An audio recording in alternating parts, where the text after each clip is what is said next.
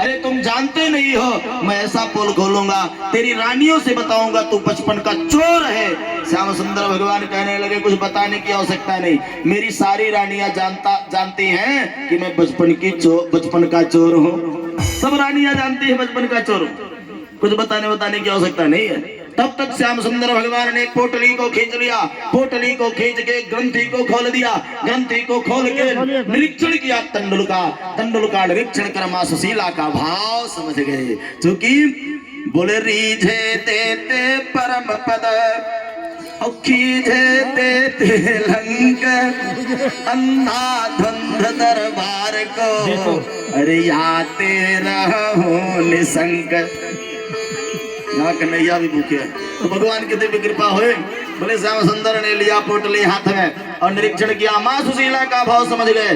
अरे सुशीला को चाहिए था धन और सुदामा को चाहिए था दर्शन। माधव ने एक मुहूर्त में दो काम किया है, क्या पूछना है? बोले भगवान इधर सुदामा को चकाचक दर्शन दे रहे हैं, उधर भगवान ने एक मुट्ठी उठाया, तंडुल डाल लिया मुंह में। भगवान की सारी शक्तियां प्रकट हो गई। शक्तियां जब प्रकट हुई, शक्तियों ने कहा ठाकुर क्या करूं?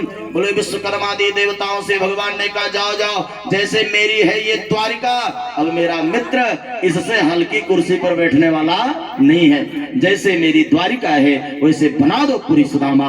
अब विश्वकर्मा जी के जितने इंजीनियर थे सब सुदामापुरी में सर्वे करने लगे। श्री राम जय राम। बोले साहब चकाचक लग गए महाराज दिव्य भव्य नगरी के निर्माण में। इतने में दूसरी मुट्ठी उठाए भगवान और दूसरी मुट्ठी उठा के मुख में छोड़ लिया।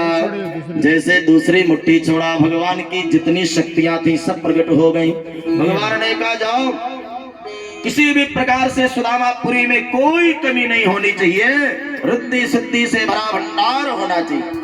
अरे तीसरी मुट्ठी उठाते ही हाथ गए हो कमलाने, तीसरी मुट्ठी उठाते ही रुक्मणी जी पकड़ ली।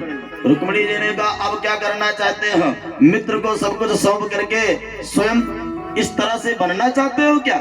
अरे श्याम सुंदर ने कहा ना ना ये सब ध्यान नहीं देते, तो अरे हम रानियों को तो प्रसाद दे दो। भगवती रुक्मणी ने ग्रहण किया और समस्त रानियों ने मिलकर के दुई दाना तंडुल पा लिया और सारी रानियों की शक्तियां प्रकट हुई। भगवान ने कहा जाओ जाओ सुदामापुरी में बढ़िया झाड़ू लगाओ। श्री राम जय राम। चकाचक साफ सफाई रखो, चकाचक व्यवस्था रखो। बोल कृष्ण भगवान की। ऐसा स्वागत भगवान ने किया। अब सुदामा जी महाराज कुछ दिन तो रहे द्वारिका, इसके बाद भगवान विदा किए। भगवान एक उत्तरीय वस्त्र दिए थे, वो भी ले लिए।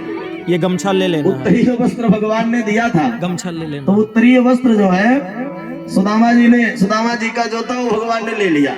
और सुदामा जी रास्ते में एक बार सोचने लगे कि मेरी पत्नी कहा करती थी कि जाओगे तो सारी विपत्ति अपने आप दूर हो जाएगी, लेकिन मेरा मित्र गजब का निकला, खूब चकाचक तो स्वागत किया। एक उत्तरीय कपड़ा पहनाया था वो भी उतरवा लिया। अरे राम राम। श्री राम जय राम। इसके बाद निहाल हो गए, फिर भी मेरा कन्हैया है।